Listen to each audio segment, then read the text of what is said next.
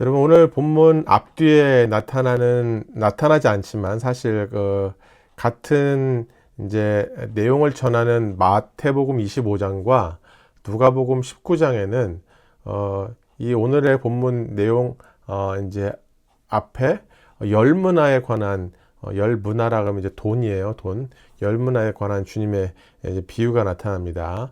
이 비유는 내용이 어떻게 되냐면 이제 그 주인이 왕권을 받기 위해 멀리 떠나게 된다는 내용과 결국 그 주인이 왕권을 받아서 돌아올 건데 그 왕권을 받아오는 그 주인을 백성들은 싫어한다는 내용이 담겨 있는 비유예요. 그리고 주인은 종들에게 본인이 왕권을 위해서 자리를 떠나고 비울 때에 한 사람에게 한 문화씩을 주면서 자신의 부재 시에 그것으로 장사하도록 합니다. 그리고 종들은 주인이 결국 돌아올 것을 믿고 있는지, 그리고 그 종들은 그 주인을 어떤 분으로 알고 있는지에 대해서 설명해주고 또 깨닫게 하는 비유의 내용이에요.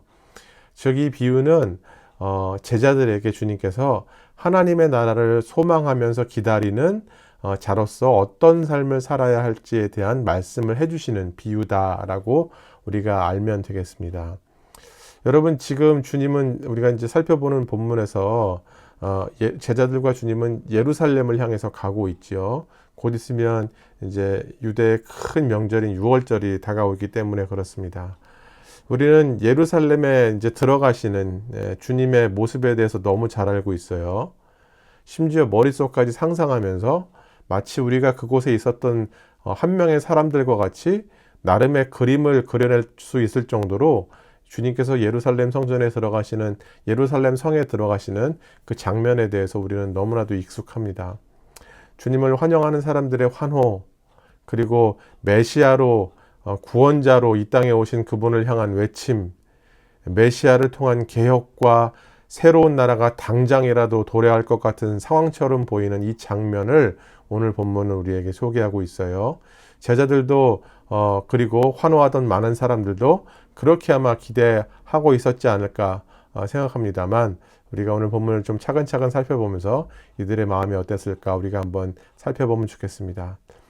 그런 상황에서 주님께서 예루살렘으로 들어가시기 전에 이 열 문화에 관한 비유를 마태복음과 누가복음 같은 내용을 전하는 그 본문의 흐름 속에서 말씀해 주셨다는 것은 상당한 의미가 있다라는 것이죠. 이런 배경을 염두에 두고 여러분 오늘 예루살렘으로 들어가시는 주님과 주님이 행하시는 행적들을 함께 살펴보면 좋겠습니다. 예, 여러분 오늘 본문 1절을 보시면 주님께서 감람산 벳바게라는 지역에 이제 이르셨을 때 제자 2명을 보내시면서 저쪽 건너편 마을에 가게 되면 아무도 타보지 않은 나귀가 메어 있으니까 그 나귀를 풀어서 끌고 오라고 말씀하시고 명령하시는 것을 볼 수 있어요. 제자들은 주님의 말씀을 듣고 건너편 마을로 가고 그 나귀를 풀 때에 그 주변에 있던 사람들이 나귀 풀어서 대체 뭘 하려고 그럽니까? 라고 묻기 시작합니다. 여러분 자료를 찾아보니까 이 본문에 등장하는 나귀는 아무도 타보지 않은 나귀를 말해요. 즉 지금까지 사람이 타거나 혹은 이 나귀의 등 위에 짐을 싣기 위해 안장 같은 거를 얹어본 적이 없는 그런 나귀라고 하는 거죠. 어쩌면 나귀를 풀어서 무엇을 하려고 합니까? 라는 이 질문 속에는 아직 누군가를 태우기에도, 심지어 짐을 싣기에도 익숙치 않은 나귀를 풀어서 대체 무엇을 하려고 하느냐라는 질문이 될 수도 있다는 거죠. 그런 그들의 질문에 이제 제자들은 주님께서 제자들에게 일러주신 대로 대답을 하니까 주님께서 쓰시겠다고 하십니다. 이런 대답을 하니까 그들이 순순히 허락하는 장면이 나타나요. 흥미로운 것은 여러분, 제자들이 이 나귀를 주님께서 가져오라고 하실 때에 왜 가져오라고 하는지, 무엇에 쓰려고 하시는지 주님께 여쭙지 않습니다. 물어보지 않아요. 이거 나귀 어디다 쓰시려고 어린 나귀 데려오라고 하십니까? 한 번도 사람이 타보지 않은 나귀 데려다가 무엇 하시려고요? 이렇게 묻지도 않습니다. 어쩌면 여러분 우리가 통상 성경을 읽어 내려가듯이 그냥 가져오라고 하시니까 순수한 마음에 이제 순진한 마음에 또 순순히 주의 말씀에 순종해서 가져온 것 아닐까 생각하기도 합니다. 그런데 아마 제자들은 주님께서 이 나귀를 무엇에 쓰시려 하는지 알고 있었던 것 같아요. 이제 자료를 또 찾아보니까 여러분 고대 이스라엘에서 나귀를 탄다는 것은 권위의 표현이라고 합니다. 심지어 왕이 즉위식을 하거나 행차를 할 때에도 말이 아니라 나귀를 탔다는 거예요. 참 재밌죠. 심지어 페르시아 왕조차도 나귀를 타고 있었다는 기록들이 있었다고 해요. 왜냐하면 이제 그래서 이런 기록들을 보는 상황 속에서 제자들이 주님께서 나귀를 가져오라고 하실 때 여쭙지 않았었던 이유가 아마도 제자들은 주님이 어떤 용도로 이제 나귀를 사용하실 것인지 알았기 때문에 제자들이 주님이 나귀를 타시기 전에 결국에 나귀 위에다가 뭐를 얹죠? 자기의 겉옷을 마치 안장처럼 얹는 모습이 나타나고요. 주님께서 그 위에 앉으시는 장면이 묘사되고 있는 것을 볼 때에 제자들은 아마도 주님께서 이제 예루살렘의 왕의 자격으로 들어가시겠다고 여겼던 것 같아요. 자기들이 그렇게 소망하고 기대했었던 그 꿈처럼 결국 주님도 그 나귀를 타고 입성하시는구나, 왕처럼 들어가시는구나 라고 여겼던 것이고, 그래서 나귀 위에 겉옷을 이렇게 덮어 주어서 안장처럼 활용했던 것이라 볼 수 있습니다. 여러분, 오늘 본문 8절에서 9절을 보시면 많은 사람들이 라는 사람들이 나오는데, 이 사람들이 이제 겉옷을 펴고 또 나뭇가지를 길에 펴면서 환호를 하는데, 이 같은 내용을 전하는 누가복음 19장 37절을 보면 이렇게 표현해요. 제가 읽어드릴게요. 이미 감람산 내리막길에 가까이 오심에 제자의 온 무리가 자기들이 본 바 모든 능한 일로 인하여 기뻐하며 큰 소리로 하나님을 찬양하여 이르되 찬송하리로다. 주의 이름으로 오시는 왕이여, 하늘에는 평화요 가장 높은 곳에는 영광이로다 하니. 누가복음에는 이렇게 나타나 있어요. 그러니까 누가복음의 표현대로라고 한다면 오늘 본문 마가복음 11장에 나타난 사람들의 환호 소리는 주님을 따랐던 제자들의 무리가 이미 시작한 거예요. 그런 찬송하리로다. 주의 이름으로 오시는 이여, 하늘에는 평화여 땅에는 가장 높은 곳에는 영광이로다. 이게 제자들이 소리치니까 사람들도 소리치기 시작한 거라고 볼 수 있습니다. 제자들은 주님을 새로운 왕이 오신 것처럼 환호하며 소리를 막 치기 시작한 것으로 볼 수 있어요. 늘 그들이 그렇게 바래왔던 것처럼. 그러나 여러분 아시다시피 제자들이 지금 외치는 것이 어떤 것을 의미하는지 몰라요. 주님이 어떤 왕으로 오셨는지 본인들은 알지 못한 채 주님이 이제 왕으로 오신 것을 막 연호하면서 소리를 치고 환호하면서 사람들에게 이렇게 소리를 환영할 것을 독려하고 있는 것을 볼 수 있죠. 다른 자료에서는 이렇게 표현합니다, 여러분. 지금 이 사람들이 환호하면서 외쳤던 것은 시편 118편 25절에서 26절의 말씀인데, 이 구절은 시편의 다른 시편들, 예를 들어서 104편에서 106편, 111편에서 118편, 135편, 혹은 146편에서 150편들과 같이 6월절이 이제 다가오면 여러 지역에서 이제 예루살렘을 향해서 오는 순례자들을 그 예루살렘 바로 근처에 있는 베다니와 벳바게에 있는 사람들이 중심으로 그 사람들을 맞이하는 환영 인사로 쓰였다는 거예요.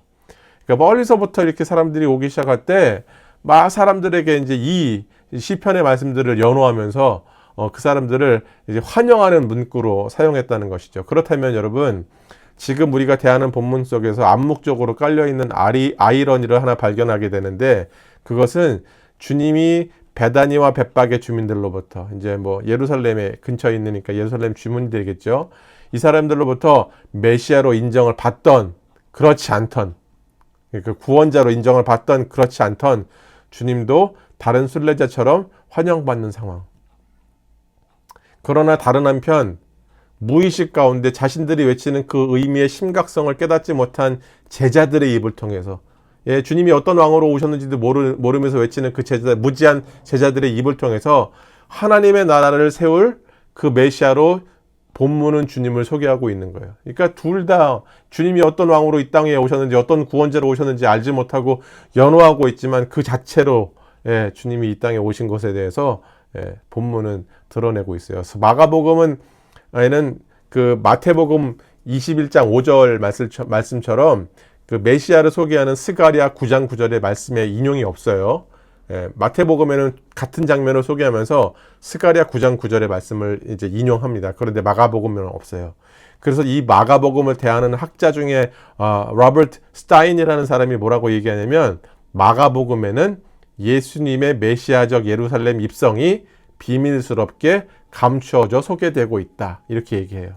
다시 한번 말씀드릴게요. 마가복음에는 예수님의 이 구원자적 예루살렘 입성이 비밀스럽게 감추어져 있다, 이렇게 감추어져서 소개되고 있다, 이렇게 얘기해요. 말씀드린 바와 같이 제자들도 주님의 입성을 연호하는 모든 사람들도 본인들이 무엇을 얘기하는지 모르고 본인들이 주님을 메시아로 인정하든 안 하든 그냥 환영하고 있는 상황이 돼버린 거죠. 그렇다면 여러분, 지금 주님을 환호하고 뒤따르고 있는 제자들과 겉옷과 종려나무 가지를 펴서 길 위에 펴면서 환호하는 예루살렘 근처의 주민들은 주님에 대한 인식이 서로 달랐다는 것을 알 수 있어요. 제자들은 로마 황제의 권력을 전복시키고 새롭게 탄생할 왕으로 환영했다면, 예루살렘 주민들은 아마도 주님을 한 명의 순례객같이 여기면서 환호했을 수도 있다는 거예요. 참 아이러니하지 않습니까? 주님은 정말 이 땅 가운데 구원자로 오셨는데 그 누구도 주님의 오심이, 주님이 어떤 분인지 알지 못하고 다들 그냥 덮어놓고 환영하고 있는 상황이죠. 여러분, 11절을 보면 주님께서 이제 예루살렘에 들어가세요. 예루살렘 그 성에 딱 들어가신 뒤에 어디로 가시냐면 성전으로 가십니다. 성전으로 가셨고 모든 것을 다 둘러보셨다라고 말씀하고 있어요. 그리고 다음날 이렇게 주님께서 이 성전을 둘러보신 행동은 그 다음날 주님께서 벌이실 행동이 이미 계획된 것이라는 것을 드러내는 말씀으로 볼 수 있어요. 주님이 어렸을 때 성전에 오셔가지고 바리새인들과 수많은 학자들과 이야기를 나눴던 그때의 모습과 수십 년이 이제 십 년, 20년이 지난 상황에서 주님께서 또다시 올라오신 예루살렘의 모습은 전혀 바뀐 게 없어요. 이전의 모습이나 지금의 모습이나 바뀐 것이 전혀 없어요. 주님이 그 성전을 둘러보시고 다시 어디로 가셨다고 합니까? 베다니로 가셨죠. 12절에서 14절을 보시면 주님께서 베다니에서 하루를 묵으세요. 예루살렘 성전에 들어가셨다가 그 근방에 있는 베다니에서 하루 묵으십니다. 베다니는 그렇게 잘 사는 사람들이 모이는 동네가 아니라고 해요. 이제 가난한 사람들, 나병으로 인해서 힘들었었던 사람들이 이제 묵었던 곳이, 살았던 거처가 있던 베다니인데 참 재밌죠. 주님은 결국에 또다시 소외된 자들의 사이로 들어가셔서 그들과 함께 하루를 묵으셨다는 내용을 보게 되는 거죠. 여러분, 예루살렘으로 이제 주님께서 거기서 하루를 묵으시고 그 다음날 아침이 돼가지고 예루살렘으로 향하고 계실 때 벌어진 사건을 12절에서 14절은 설명해요. 베단이라는 뜻이에요, 여러분. 히브리어로 베이트라는 집이라는 뜻이고요. 테나라는 무화과가 이제 라는 단어가 합쳐져서 만들어진 단어예요. 그러니까 무화과 동네라는 뜻이래요. 그러니까 저는 몰랐는데 찾아보니까 무화과 동네라고 하더라고요. 그러니까 무화과 나무가 많이 있었던 지역인 것 같아요. 근데 주님은 이때 이곳에서 이해할 수 없는 행동을 하시는데, 잎은 무성하지만 열매 없는 무화과를 저주하세요. 이 사건에 대해서 수많은 이야기들이 있는데 그렇다고 제가 지금 일축하겠습니다, 이런 의미는 절대 아니에요. 다 맞는 얘기일 수 있습니다. 어쨌든 주님께서 열매 없는 무화과를 저주하세요. 그런데 그때 무화과 얻을 철이 아니라고 얘기하죠, 성경 본문은. 왜 주님께서 이해할 수 없는 행동을 하셨을까요? 도무지 무화과를 얻을 수 없는 상황에 열매 없는 것이 당연한 무화과 나무를 왜 저주하셨나? 근데 이 사건은요, 바로 뒤에 이어질 15절에서 19절에 나타나는 사건과 분명히 관련이 있어요. 15절에서 19절을 보시면 여러분, 주님께서 성전에 들어가셔서 뭐 하십니까? 장사하는 모든 자들을 다 내쫓는 사건, 정리하시는, 난동을 부리시는 이제 기록이 나타나는데, 이 사건 앞뒤로 여러분, 우리가 살펴본 무화과 나무가 말라 죽는 사건이 배열이 되고 있어요. 앞에 저주하시는 사건, 성전을 정리하시고 그 다음날 아침에 보니까 무화과 나무가 말라 있다는 사건, 그 사건, 무화과 나무가 말라 죽는 저주의 사건 사이에 성전을 정리하시는 사건이 들어가 있죠. 여러분, 이것도 지난주에 여러분께 말씀드린 샌드위치 구조예요. 샌드위치 구조로 마가가 어떤 내용을 의도적으로 강조하고자 하는 그 문맥의 배열으로 볼 수 있다는 것입니다. 여러분, 무화과나무에 대해서 여러분 많이 들어보셔서 아시겠지만, 무화과나무는 보통 성경 구약에서 종종 포도원과 함께 하나님의 백성인 이스라엘을 상징하는 예로 사용돼요. 예. 그러니까 포도원과 무화과나무를 이제 지칭하는 것은 하나님의 백성인 이스라엘을 이제 빗대서 설명하실 때 사용하는 그 상징물이라는 것이죠. 무화과나무의 가지는 이스라엘 백성과 하나님과의 건강한 영적인 관계를 설명하는 재료로 사용이 돼요.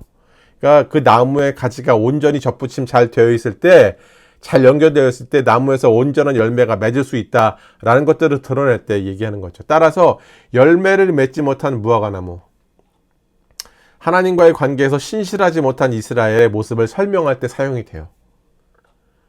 동시에 열매 맺지 못한 무화과나무는 심판의 대상이라는 것을 또 우리는 잘 알고 있어요. 찍혀져서 그냥 불구덩이 속에 던져져서 땔감으로밖에 사용되지 않는 그런 표현으로도 사용되어집니다. 그래서 무화과나무를 저주하신 사건은 잎만 무성하고 정작 있어야 할 열매를 갖추지 못한 무화과나무와 똑같이 열매 없는 이스라엘, 진실성이 결여된 그들의 예배와 그들의 삶은 심판의 대상이 됨을 상징적으로 알려주시는 행위적 가르침이에요.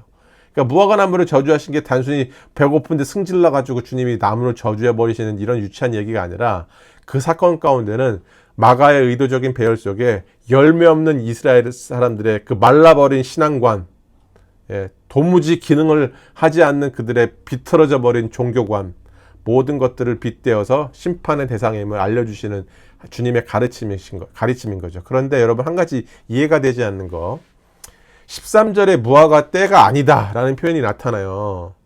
그러니까 무화과를 얻을 수 없는 철에 왜 주님은 굳이 그렇게 구할 수도 없는 열매를 얻으려고 하셨나 하는 것이죠. 여기도 뭐 여러 가지 설이 있죠.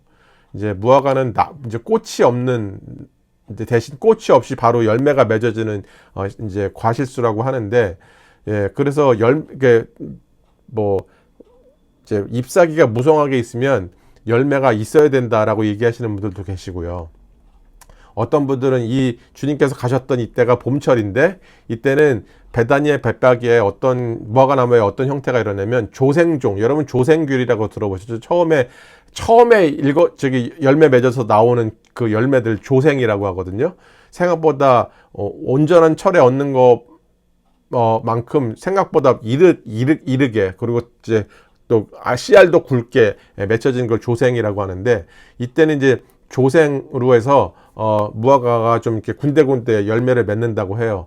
근데 이게 사실 뭐 실제로 상품성 있는 그런 것들은 아니기 때문에 무화과나무 주인들이 지나가는 여행객들이라든지 주변 사람들이 손쉽게 그냥 따먹을 수 있을 정도로 내버려 두는 그런 열매들이 맺히는, 그렇다고 뭐 이제 아주 실과들이 많이 과실이 맺힐 때처럼 아주 풍성하고 아름답게 알찬 열매들이 맺혀지는 건 아니지만, 지나가는 사람들이 허기를 채울 수 있을 정도의 이제 조생 무화과들이 맺히는 곳이다, 이렇게 말씀하기도 해요.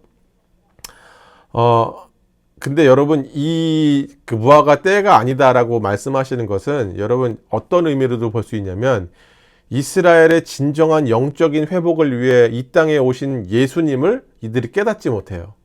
아시잖아요. 제자들도 그렇고 백성들도 그렇고 주님이 오신 예수님을 깨닫지 못해요. 그분의 가르침에 순종도 하지 않아요. 하나님의 말씀을 따라 온전히 열매를 맺어야 할 때인 거예요.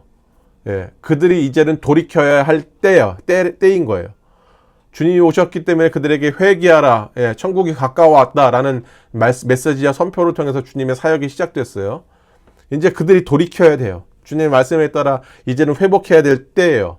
그럼에도 불구하고 시기를 분별하지 못하는 무화과나무 같이 이제는 열매를 맺을 때인데, 그런 열매 맺지 못하는 이스라엘을 그런 때인데, 그렇게 주님이 오셨을 때 바뀌어야 되고 돌이켜야 되고 새롭게 깨어나야 할 그때인 이스라엘 백성들이 이제 그거를 분별을 못하는 거예요. 그래서 그 무화과나무를 저주하시는 거로 주님께서 설명하시는 거죠. 그래서 무화과 나무를 저주하시는 상징적인 행위를 마치세요, 주님께서. 그 다음에 주님은 목적지인 예루살렘 성전으로 들어가셔서 그곳에서 장사하는 모든 무리들을 내쫓으시죠. 여러분, 곧 있을 유월절을 위해서 많은 사람들이 멀리서부터 제물을 가져올 수 없었던 관계로 그곳에는 일종의 장이 열렸을 거예요. 여러분 뭐 이제 아시잖아요. 그런 곳에 장이 열렸다. 폭리 취하는 곳이 되죠. 평상시보다 돈을 더 받았을 거예요. 멀리서부터 재물을 가져오다가 재물에 또 흠집이 나게 되면 또 이게 재물로서 가치가 떨어질까봐 그곳에서 이제 그 재물을 사는데 분명히 폭리를 취했을 거예요. 그 자리에서 장사를 하기 위해서 성전을 관리하는 제사장들과 관리자들에게 많은 뇌물을 주었을 거예요. 장사하는 사람들이 이제 그 본전이라도 뽑아야 한다는 생각에 폭리를 취하는 곳이 되어버렸을 거예요. 17절을 보면 성전을 가리켜서 주님이 만민이 기도하는 집이라고 말씀하세요. 그러니까 마땅히 영적인 열매를 맺게 하는 곳이 되어야 하는 성전이라는 의미죠. 그런데 그곳이 어떻게 변했다고요? 강도의 소굴이 되었다 말씀하세요. 즉 진정한 예배는 고사하고 속임과 거짓이 난무하는 대명사가 되었다고 주님 지적하시는 거예요.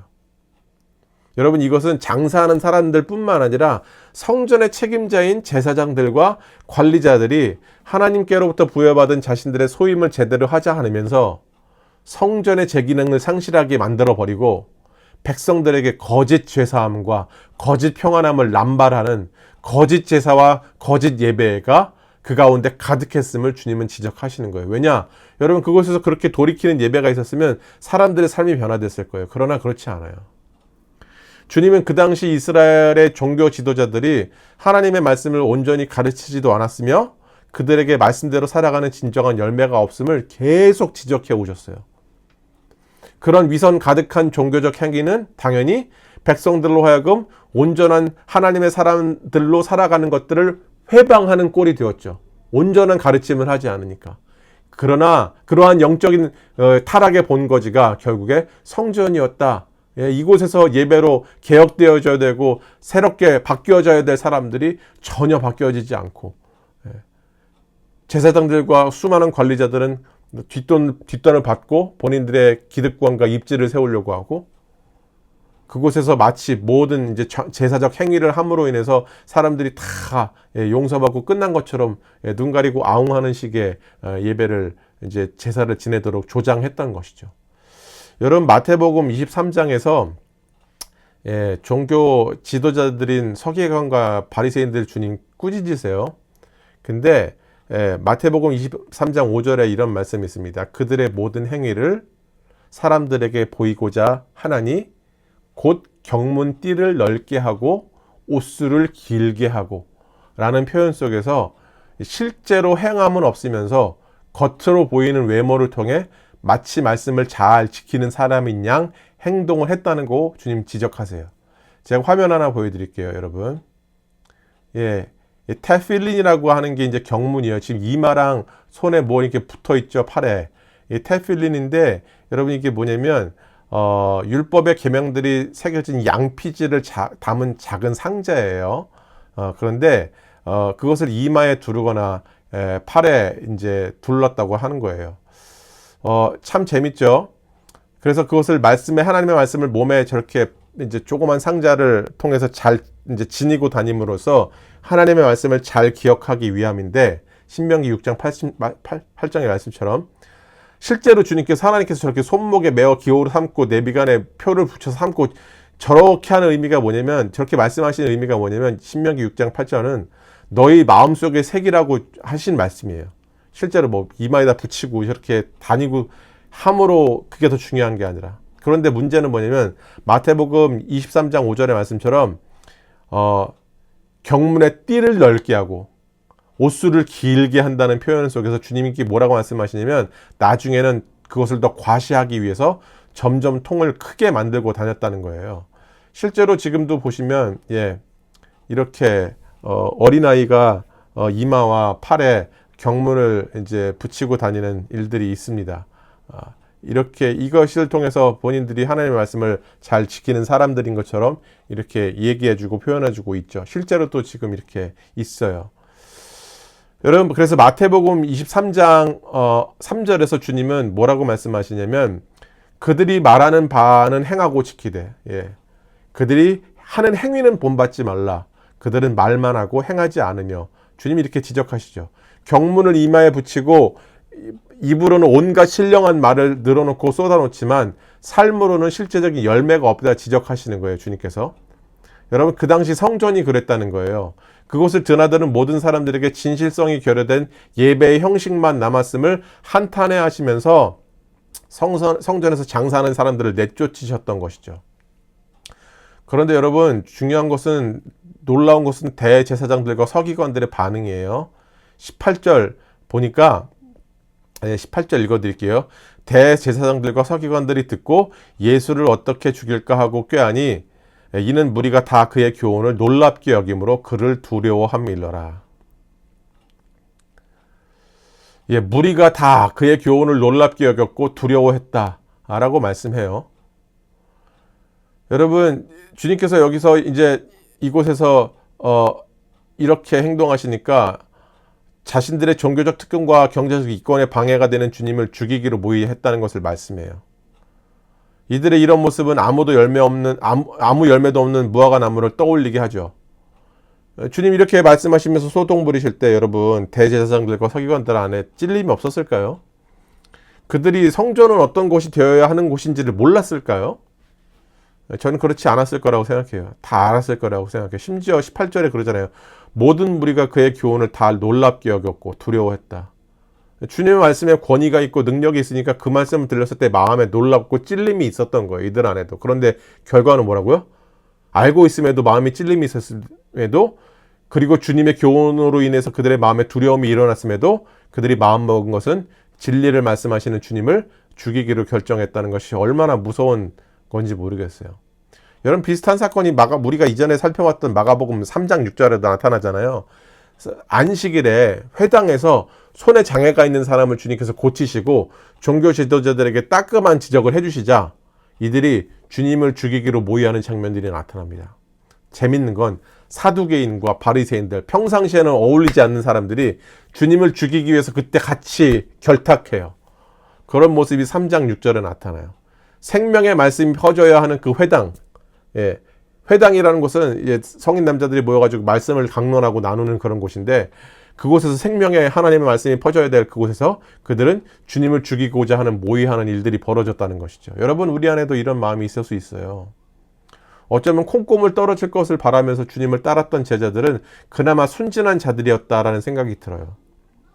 그러나 대제사장들과 관리자들은 양심에 화인 맞은 자들과 같이 자신의 이익을 위해 주님을 제거하려고 결정합니다. 여러분, 주님 따른다고 하면서 이 세상의 이 신앙의 여정 위에서 우리는 어쩌면 열매 없음을 넘어서 내가 얻는 이익과 유익에 방해가 된다면 주님도 필요 없는 자들이 될 수 있다는 것을 본문을 통해 우리가 확인하게 되죠. 즉, 신앙은 있다 하나 작동이 되지 않아서 재기능하지 못하는 자들이 되어버렸을 수 있다는 거예요. 이는 여러분, 오늘 본문에 나타난 열매 없는 무화과 나무, 더 이상 쓸모없는 성전과 같은 모습이 우리 안에 분명히 있을 수 있다는 것이죠. 성전을 정리하셨어요, 주님께서. 그리고 그 다음날 베드로가 주님께서 저주하신 무화과 나무를 보고 주님, 나무가 말랐네요, 이렇게 얘기합니다. 그런데 주님께서 여기서 하시는 대답이 하나님을 믿으라. 이상하게 약간 동문서답하시는 듯한 주님의 말씀이 나타나죠. 주님, 무화과 나무가 말랐네요, 하나님을 믿으라.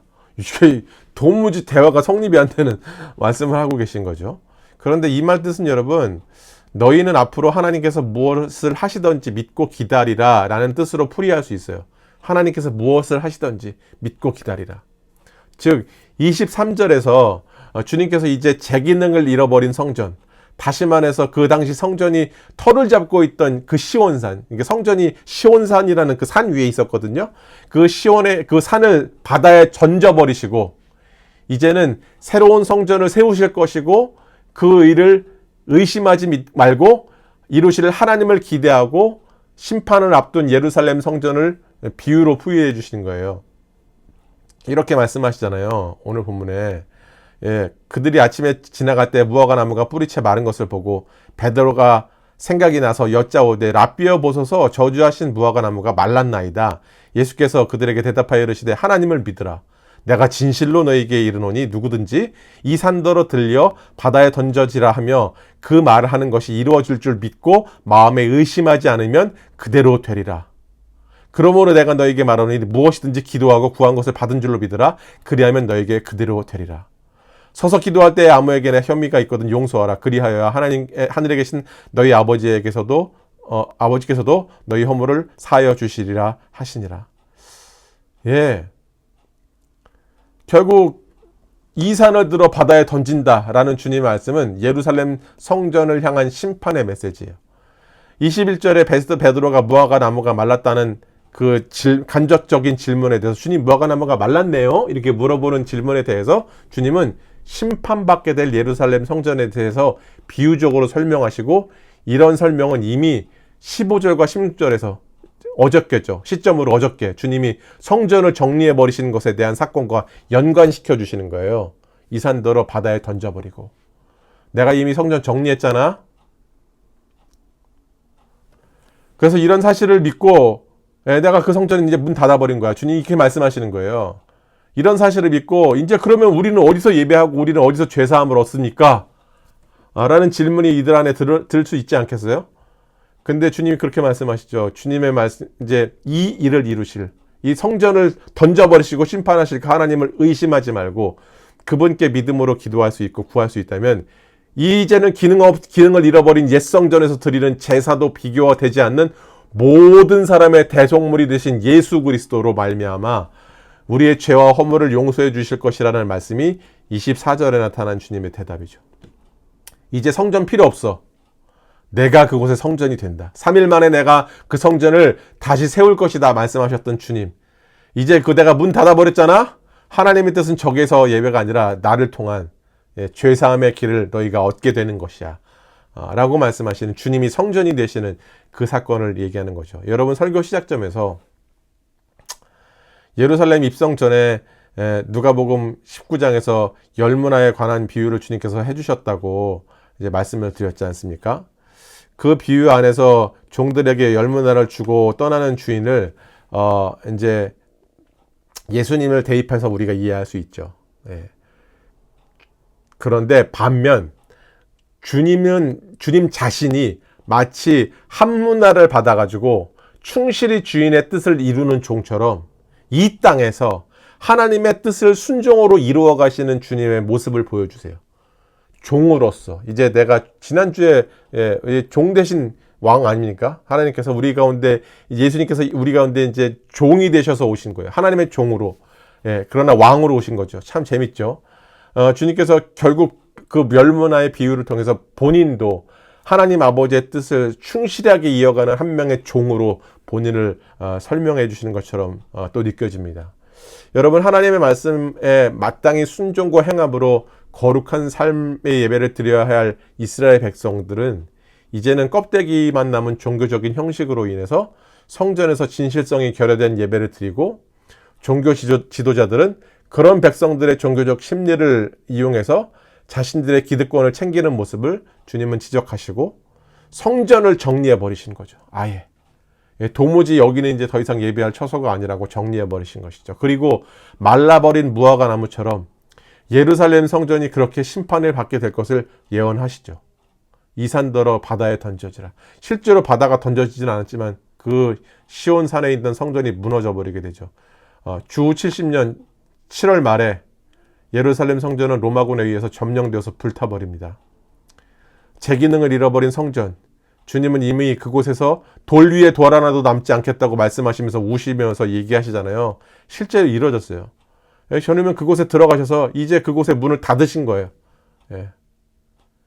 그것이 오늘 본문의 내용이에요. 더 이상 이 성전 필요 없어. 이곳에서 거짓된 예배가 드려지는 거 하나님 원하시지도 않아. 이제 닫자, 문 닫아버리자. 필요 없다. 그렇게 해버리신 것이죠. 그게 오늘 본문의 내용이고 결국 하나님의 입장에서 쓸모가 없게 된 성전은 주 70년 7월 말에 실제로 사라지게 됩니다. 여러분 주님은 자신이 한 문화를 받아서 충실히 주인의 뜻을 이루어낸 종과 같이 본인이 순종으로 하나님의 말씀을 이루어내셨고 동일하게 우리도 그런 신실한 종의 모습으로 하나님의 말씀에 삶으로 순종하는 열매 맺기를 요구하고 계세요. 알맹이 없는 성전의 제사가 아니라 알찬 삶의 제사가 내가 믿고 있는 주님의 말씀을 삶으로 드러내므로 그렇게 증명하고 살아내는 제자된 저와 여러분 되기를 간절히 소원합니다. 기도하겠습니다.